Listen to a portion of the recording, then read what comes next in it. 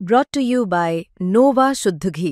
जब जब खाए दिल खुश हो जाए, सदियों का नोवा शुद्ध देसी घी, सपना स्वस्थ भारत का। I love घी। नमस्कार दोस्तों, स्वागत है आपका हरियाणा तक में और मैं हूं आपके साथ राहुल यादव। आज के वीडियो में हम बात करने वाले हैं कांग्रेस के नवनियुक्त प्रदेश अध्यक्ष राव नरेंद्र सिंह की।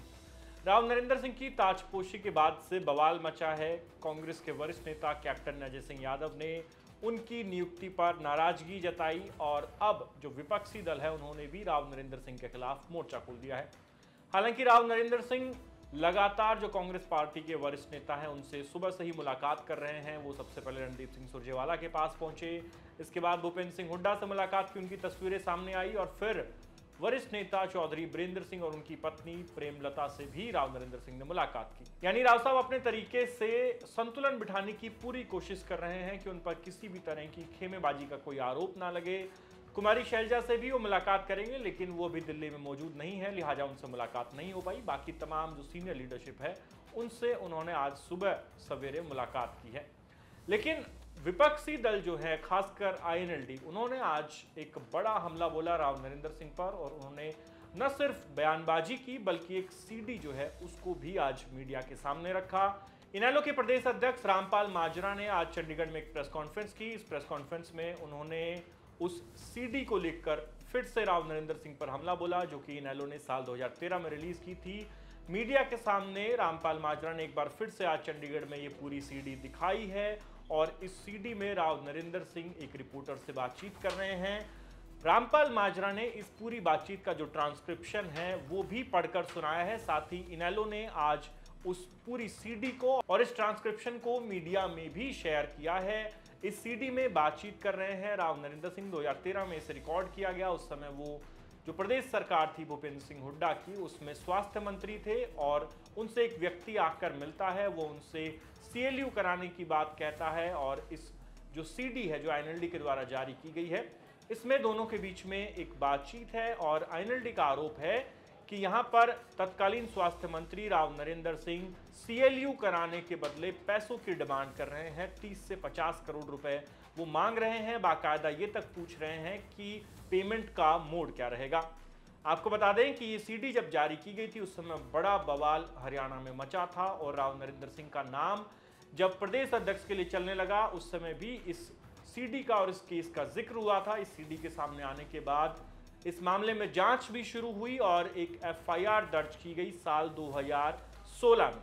गुरुग्राम में यह एफआईआर दर्ज की गई जिसका जिक्र राव नरेंद्र सिंह ने अपने चुनावी हल्फनामे में भी किया है और जब ये एफआईआर दर्ज की गई, उनके खिलाफ जांच शुरू हुई तो फिर वो हाईकोर्ट मामला पहुंचा। हाईकोर्ट से जो राव नरेंद्र सिंह है वो अग्रिम जमानत ले आए। फिलहाल मामला हाईकोर्ट में विचाराधीन है, लेकिन आईएनएलडी ने आज एक बार फिर से उस सीडी को उजागर कर दिया है और सीडी उजागर करने के बाद से अब फिर एक बार हरियाणा की राजनीति में राव नरेंद्र सिंह की 2013 वाली सीडी जो है वो तैरने लगी है। उस पर बयानबाजी जो है वो शुरू हो गई है। आईएनएलडी ने इस सीडी को जारी किया है, इसकी पुष्टि हरियाणा तक नहीं करता, लेकिन आईएनएलडी के सीधे साफ आरोप है कि प्रदेश कांग्रेस की कमान, कांग्रेस हाईकमांड ने एक ऐसे व्यक्ति को सौंप दी है जिस पर इस तरह के संगीन भ्रष्टाचार के आरोप हैं और जिस पर मामला हाईकोर्ट में विचाराधीन है। आगे बढ़ने से पहले आप सुनिए कि रामपाल माजरा ने आज जब चंडीगढ़ में प्रेस कॉन्फ्रेंस की तो इस सीडी को उन्होंने मीडिया को दिखाया और साथ ही वो ट्रांसक्रिप्शन जो था उसमें क्या कुछ बातचीत है इस रिपोर्टर के बीच में जिसने स्टिंग किया और साथ ही तत्कालीन स्वास्थ्य मंत्री राव नरेंद्र के बीच, उस बातचीत को पढ़कर भी सुनाया है। तो आप रामपाल माजरा का एक बार बयान सुनिए। आज जो प्रदेश के अध्यक्ष बनाए गए राव नरेंद्र सिंह जी, उन पे भ्रष्टाचार के आरोप हैं और उन पे एफआईआर दर्ज है। हाई कोर्ट में मामला विचाराधीन है। अगर इस सीडी को आप देखना चाहेंगे तो हमने ये सीडी चलाने की व्यवस्था भी की है और इसमें जो बातचीत हुई है उसमें राव नरेंद्र सिंह जी और रिपोर्टर की बात है। सीएलयू है जी, रिपोर्टर पूछता है 30 एकड़ कॉलोनी के लिए है जी, तो इसकी छोटी कॉपी भी है, ओरिजिनल फाइल वहीं पे पड़ी है। इस प्रकार से वार्तालाप मंत्री जी कहते हैं मिनिस्ट्री मेरे पास नहीं, आपको सिस्टम को देखते हुए सारा मैटर ऊपर जाता है, किसी से पूछ के बताता हूँ। रिपोर्टर एक चीज क्लियर है कर लूँ जी कि हमारा खुद का नहीं है, हम तो 4 आने के चक्कर में लेकर के आए हैं, हो सके तो हमारा भी कुछ बन जाए।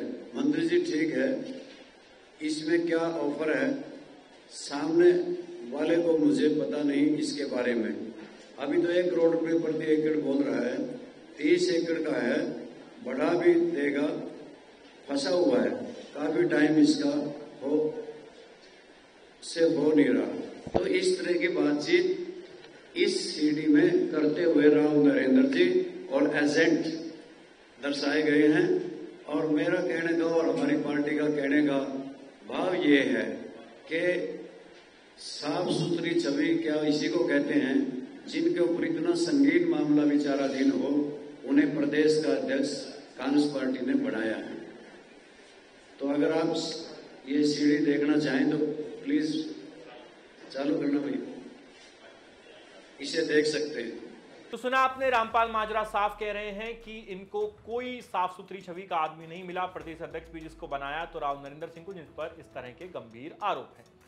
अब सवाल ये उठता है कि अकेली इनेलो क्यों इतना इस मामले पर बवाल काट रही है, क्योंकि भाजपा की ओर से कोई ऐसी प्रतिक्रिया सामने नहीं आई। क्यों भाजपा इस मामले को उठा नहीं रही है या जजपा इस मामले को क्यों नहीं उठा रही, ये सवाल पूछे गए। इनेलो ही क्यों इसको आगे बढ़कर इतना उजागर कर रही है, इसका जवाब भी रामपाल माजरा ने दिया और बताया कि जो मामला दर्ज है इस पूरे केस को लेकर, वो मामला भी आईएनएलडी के लोगों ने किया। कहा कि मेरी ही शिकायत पर वो केस दर्ज हुआ था, हम इसमें पार्टी हैं, इसीलिए हम इस मामले को उजागर कर रहे हैं। सुनिए एक बार रामपाल माजरा ने इसमें आईएनएलडी के इन्वॉल्वमेंट को लेकर क्या बयान दिया। हमारा मैटर है, सीडी हमने जारी की थी और उसमें राव नरेंद्र सिंह जी पैसे मांगते हुए दिखाए गए थे। इवन कंप्लेंट भी हमारी हैं उनके खिलाफ, राव नरेंद्र सिंह के खिलाफ मेरी कंप्लेंट है, इसलिए हमारा मैटर नहीं तो और किसका है। और फिर हरियाणा प्रदेश की जनता भी ये देखना चाहती है कि साफ और पाक आदमी क्या यही मिले, साफ सुथरी छवि इन्हें की है जो बनाए गए हैं कि राव नरेंद्र सिंह के ऊपर लोकायुक्त ने आक्षेप कर दिया, पूर्व डीजीपी एडीजीपी ने वी कामराजा ने उनको दोषी माना है और मामला हाईकोर्ट में विचाराधीन है, और उसके बाद भी उन्हें प्रदेश अध्यक्ष बना दिया जाता है। ये तो हुई आईएनएलडी के द्वारा जारी की गई जो सीडी है उसकी बात, और साथ ही रामपाल माजरा ने जो आरोप लगाए हैं राव नरेंद्र सिंह पर। अब राव नरेंद्र सिंह ने तमाम बाधाओं को पार करते हुए जो पीसीसी चीफ का पद है उस पर वो बैठ गए हैं, हासिल कर लिया है उन्होंने पीसीसी चीफ का पद। लेकिन ये जो सीडी का जिन है ये उनका पीछा नहीं छोड़ रहा है, और जब जब राव नरेंद्र सिंह की बात होती है तो 2013 वाली इस सीडी का जिक्र जरूर आता है। लेकिन ऐसा नहीं है कि राव नरेंद्र सिंह ने कभी इस पर खुलकर जवाब नहीं दिया। हरियाणा तक को दिए एक इंटरव्यू में मार्च 2024 में उन्होंने इस पूरे मामले पर खुलकर अपनी बात रखी थी, जहां पर उन्होंने इसे विपक्षी लोगों की, विरोधियों की एक षड्यंत्र और चाल बताया था और कहा था कि उनके पॉलिटिकल करियर को खत्म करने की एक सोची समझी प्लानिंग थी। इस प्लानिंग के पीछे उन्होंने आईएनएलडी के नेताओं का हाथ बताया था और साथ ही कहा था कि ये जो मामला है वो भी विचाराधीन है। तो आप अंत में राव नरेंद्र सिंह की इस पूरे सीएलयू सीडी कांड पर हरियाणा तक को मार्च 2024 में दी गई ये सफाई सुनिए और हमें कमेंट सेक्शन में लिख के बताइए कि राव नरेंद्र सिंह की ताजपोशी के बाद से ये जो मामला सीडी का पूरे प्रदेश में चल रहा है इस पर आपका क्या कहना है, और आईएनएलडी जो आरोप लगा रही है उससे आप कितना इत्तेफाक रखते हैं। राव नरेंद्र सिंह को सुनिए और कमेंट सेक्शन में हम अपनी राय दीजिए। आज की वीडियो में इतना ही, धन्यवाद। देखिए, वैसे तो ये मामला अदालत में विचाराधीन है तो हमें उस पर ज़्यादा नहीं कहना चाहिए, लेकिन इतना बता सकता हूँ कि हम राजनीतिक लोग हैं, जहाँ हमारे मित्र हैं वहाँ हमारे विरोधी भाई भी होते हैं। तो एक साजिश के तहत कोई साथी, मैं पंचायत भवन में बैठा था नारनौल में और लोगों को सुन रहा था, कोई साथी आता है कि मंत्री जी आपसे कोई बात करनी है। हाँ बोलिए भाई मेरे स्टाफ गनमैन पीए वगैरह सब बैठे हुए थे, बोलिए। लिफाफ में से कागज़ निकाल कर देते हैं कि साहब ये क्या है। मैंने कहा बताओ भाई क्या बात, क्या काम है। सर ये सीएलयू के पेपर है। तो मैंने कहा भाई सीएलयू तो मेरा डिपार्टमेंट नहीं है, ये डिपार्टमेंट तो मुख्यमंत्री जी के पास है, मेरे पास नहीं है, मैं तो स्वास्थ्य विभाग का मंत्री हूँ मैं।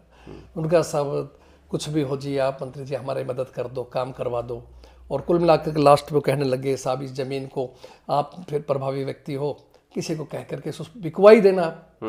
तो मेरा मतलब ये था कि मेरी एक स्वभाव रहा, नेचर, हर आदमी आ गया मिल गया। मैं जनहित कांग्रेस था, जब से उस व्यक्ति को जानता था, पुराना आता जाता रहता था।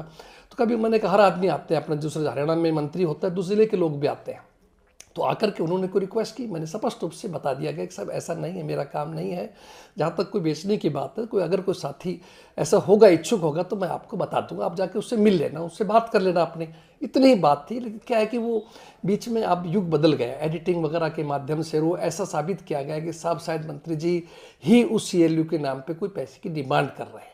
अगर किसी व्यक्ति को कोई बात करनी होगी व्यापार की या CLU की, तो क्या वो पंचायत भवन में पब्लिक के बीच में करेगा, जहाँ सब घूम रहे? अलग नहीं कर सकता अपने घर में या रेस्ट हाउस कमरे में या किसी होटल में बैठ के कहीं भी कर सकता हो। पब्लिक के बीच में किसी क्या नौबत आ गई करने की। फिर उसके बाद में कमेटी बनी, जांच हुआ, वो कभी अप्लाई नहीं था वो कागज। आप देखिए वो सिविल साजिश थी आपको बदनाम करने की, आपके विरोधियों द्वारा आपका पॉलिटिकल कैरियर को खराब करने के लिए। हमने कहा हमें विश्वास अदालत के ऊपर, जो अदालत न्यायपालिका फैसला करेगा मंजूर है।